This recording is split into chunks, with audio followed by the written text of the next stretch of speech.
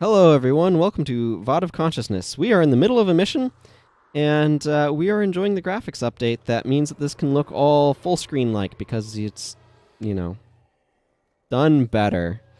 Last time we were in the middle of the Raisu Palace mission, and that has not changed. There are acid traps in this room. Tells us about disabling them or something. I don't remember. It's not terribly important. So I have in my notes that I thought it would be interesting, because there's one of the things that happens is that, I'll think of an interesting idea of something to talk about, and then I'll forget about it later, or be like, oh man, it'd be really cool to talk about this now, but this isn't when I'm trying to do my recording time or whatever.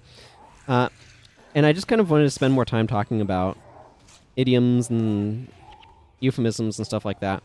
Particularly, one of the things that's really interesting is when you have what would be a sensible phrase for one meaning, but because it's an idiom, it can't be used that way. A really good example of this is good night, which is very different from good morning or good evening, right? Good morning and good evening are greetings. Good night is a farewell. It's saying, I'm going to sleep now. So that's one of those where it's like, oh, this is a bit of a quirk.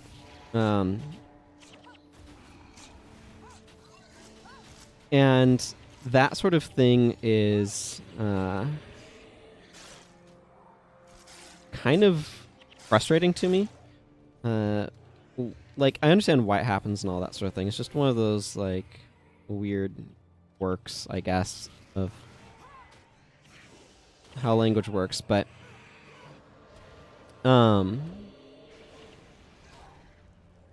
there's some other examples, like going to bed being a euphemism for going to sleep, when, usually that's what people are doing in their bed after all, right? But there's that, like, complication of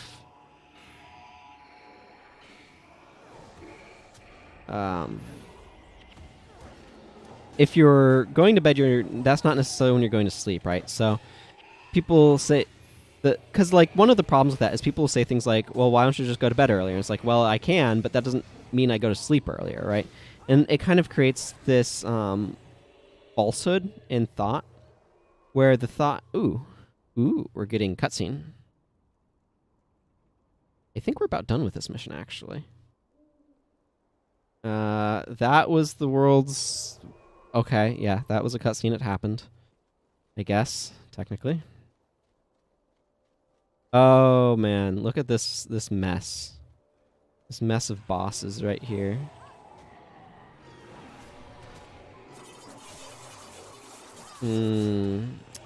Fantastic.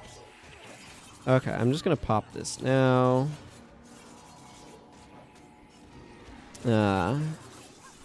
Okay, that hurt. What happened?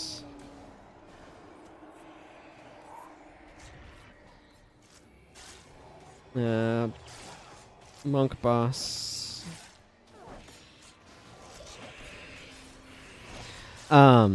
Where was I?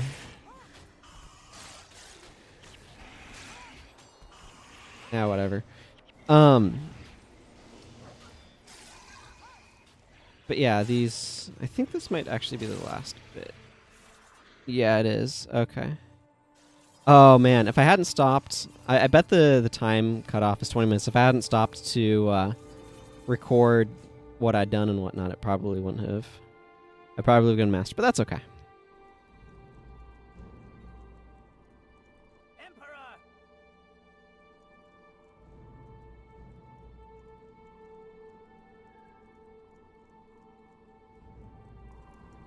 And this one needed to be done better.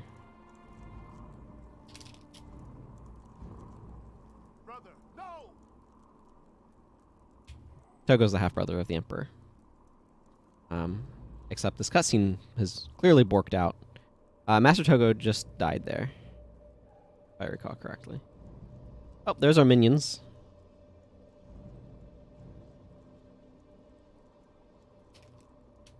We get his last words, but he's positioned weirdly.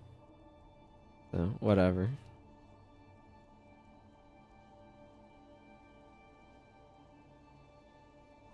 Now we get the Imperial Sanctum mission. Oh, but we get this cutscene first. Okay, sure, why not?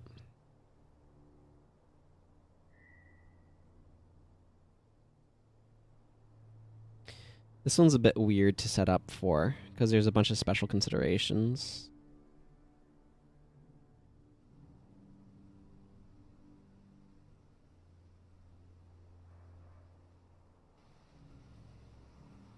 So, you're of the royal line. You'll do nicely.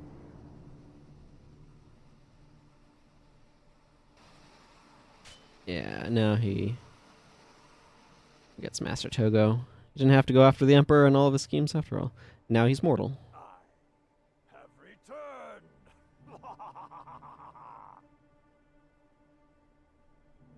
The factions cutscenes are all really kind of badly done, unfortunately. Factions overall, I think they bit off a bit. Like, it's kind of weird to say they bit off more than they could chew, but at the same time, it doesn't feel wrong either to say that. So, there's a bunch of special considerations with this because you're only fighting one enemy instead of multiple enemies. That's one of the first major considerations. Minion masters are absolutely worthless here because you don't have any minions to master, as it were. I'm gonna jump back to Guild Hall to clean up my inventory, but by the way, while I'm thinking about it, check out my Patreon at patreon.com/Sientir. I certainly appreciate any financial support you want to throw my way. So I'm going to clear out my inventory and then talk about the mission a little bit while I'm doing it. So this is actually something that I think is good to do, though. I should also add, because the mission has a lot of change up. And, wow, 41 iron ingots is super highly salvageable. That is a lot of iron ingots. Do I have more? Okay, I have a stack of iron. I'm probably going to sell that to a materials guy, but I don't think I have a materials guy in this one. No, I have Festival Hat Keeper. Is it you? How much is a material trader anyway? Oh, these guys are all super expensive, by the way. So, like, a dye trader is 50 platinum. I have the rune trader. I have the merchant, but where's the... Like, a lot of these are not terribly important. Okay, yes. Crafting, material trader, and wares are 100k. The idea is that guilds would pool their resources to be able to get these. It's just easier if I go over here. But anyway, as I was saying, I like that this mission changes up how you need to approach stuff. Because you're primarily facing a single enemy in the form of Shiro Takachi, these considerations of what you need to bring with you are different. You need to keep in mind what he can do for sure. But yeah, so one of the things you'll see is this is 270 gold, which means that I'm getting 27 gold per 10.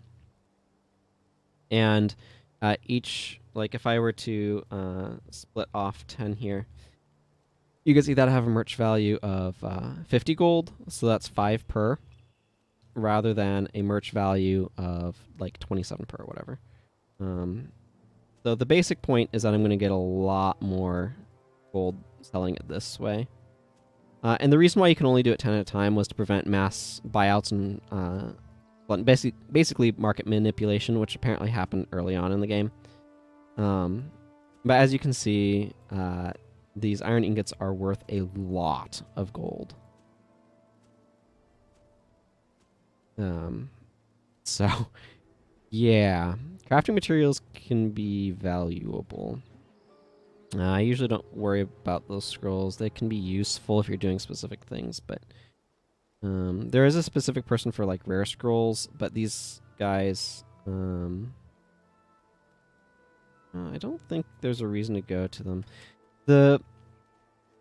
These scrolls can be useful for some stuff, but like this one, the trader does not buy this type of scroll, right? They only deal in these types. So like the Scroll of the Lightbringer, which gives your party triple experience from combat, is worth a lot.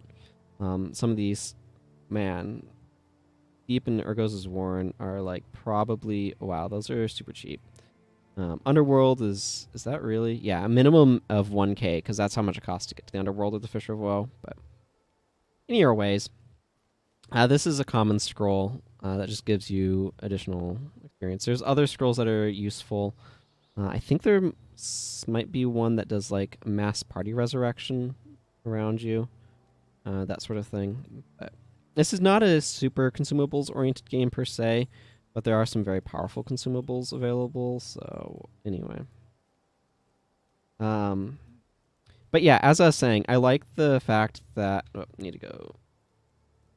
Right, that key's mapped to flip the camera around. Sorry for this orientation there. I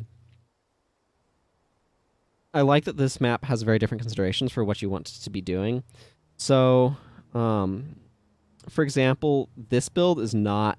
Oh, well, Healing Seed is useful. Actually, it's useful enough that, honestly, I should probably consider Healing Hands and maybe Heal Party. Anthem of Envy is probably not terribly useful for me to bring. I'm going to bump my leadership up and my speed mastery. Okay. I'm just going to change over to this a little bit. I don't know if I want Kunavang's skill or not. May not be bad to bring. So, like I was beginning to say again, there's some special considerations. So, like, Minion Master is not very good. And this doesn't matter. What you really want is it blood magic? Or I'm going to take a moment to... Yes, this is this blood magic.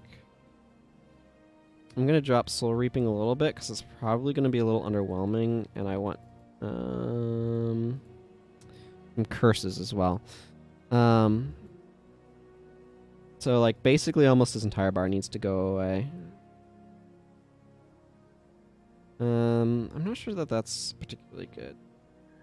So, like, Enfeebling Blood would normally be what I'd consider here, but honestly, it probably is fine to just use Enfeeble, because... So, Enfeebling Blood is an area effect weakness. Weakness is very strong because it dramatically lowers how much physical damage an enemy deals.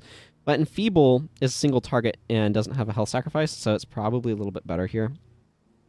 Spoil of Victor is definitely what I want. I also probably want... Reckless. Is it Reckless? Well, things like Insidious Parasite are also really good. Basically, Shiro is going to be attacking us like crazy. And...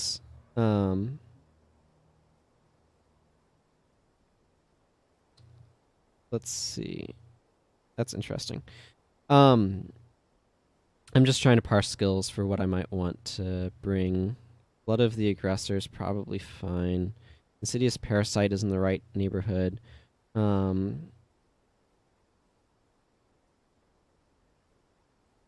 This is...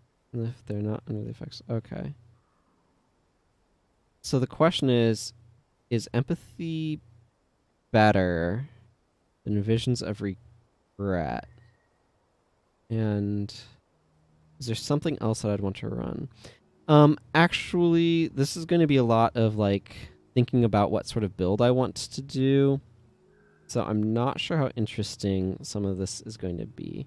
Stuff like Clumsiness is also really good here, by the way. Oh, Fevered Dreams. Yeah, that's the one that I was thinking of. That spreads conditions. Yeah. Anyway.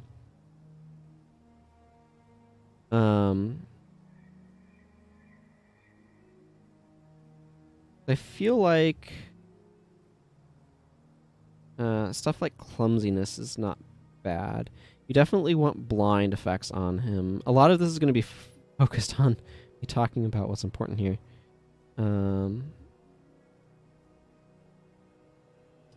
So, man, I wish I had kind of a good intermediary thing to do. But, like, a lot of this is just, okay, what do I need to deal with Hiro Tagachi? So, like, Splinter Weapon here is not great. Painful Bond is fine, and the rest of this is fine. But Splinter Weapon is really good for dealing with multiple enemies, and that's not what we're dealing with. So, like, for example, Nightmare Weapon is probably a bit better. Milani is not who I want. I actually want Zenmai, and the reason for that is Wild Strike. Wild Strike takes off a stance, and that is very powerful. The rest of this is probably fine. Let's see. Yeah, like the rest of the stuff is probably okay. I'm okay with her doing kind of the rest of that. This is probably all fine, except Chain Lightning is a bit poor. That's probably fine. Let's see, that's fine. So the big thing is the interrupts that this guy's running like crazy are not actually useful here. Chaos Storm's okay. I need to fill out him, and one of the things that I'm thinking about is, do I want... where is it? Well, this is probably fine. And then there's a Reckless skill that... There it is, Reckless Haste. Attacks faster but has a chance to miss with attacks. So this is actually useful. I think my monks, for the most part, are okay. They really don't need Cure Hex, I don't think. But I don't feel like changing them and then forgetting that I've changed them. I need to figure out what I want my last skill to be, and I absolutely do want a Mesmer. My question is if Empathy is the direction I want to go or not. Because one of the things that you'll see is Visions of Regret will deal basically 80 damage whenever they use a skill, but I think Empathy is probably just good enough that that's unimportant. But he attacks a lot, so you really want to punish that. So I'm going to just bring Energy Surge for the damage. And...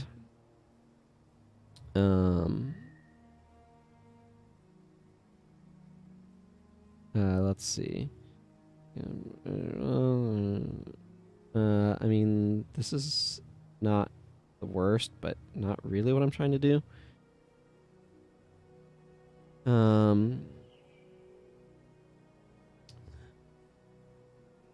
Let's see. I wish I had more... Like, I'm actively having to parse skills, so it's really hard to talk about anything while I'm doing that, because my focus is on the skills. So, I'm not sure if Wastrel's Worry is actually any good on him. Whatever, I'll just bring these and see how that goes. That's probably fine, that's fine, that's probably fine. So what do I want? And I think... I don't really have any command worth talking about.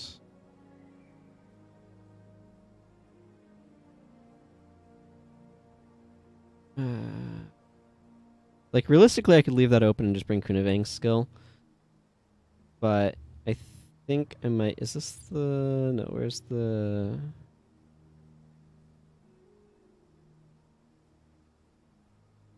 I'm gonna bring Holy Spear because I don't need to bring Deep Wound, and there is a skill that friggin' I should have that there's not that many spear skills. Why am I not finding this? Yes, that cannot be blocked. That does that. Oh, this is the one I'm looking for. Stance ending. He has a really powerful stance, so it's a good idea to bring a skill that can end stances. Okay, after all that, I'm going to hit the hard mode button because I get more points for doing that, because I have this right here. So if I can complete the mission in under 2.5 minutes, or 3 minutes in hard mode. Okay, so next time, now that we've spent all of our time preparing, like, it was this awkward thing where it's like, I would have ended the episode and prepared my build, but I was like 10 minutes in, and it's just whatever. So I'm going to go ahead and just wrap up here. And until next time, everyone, take care. Bye-bye.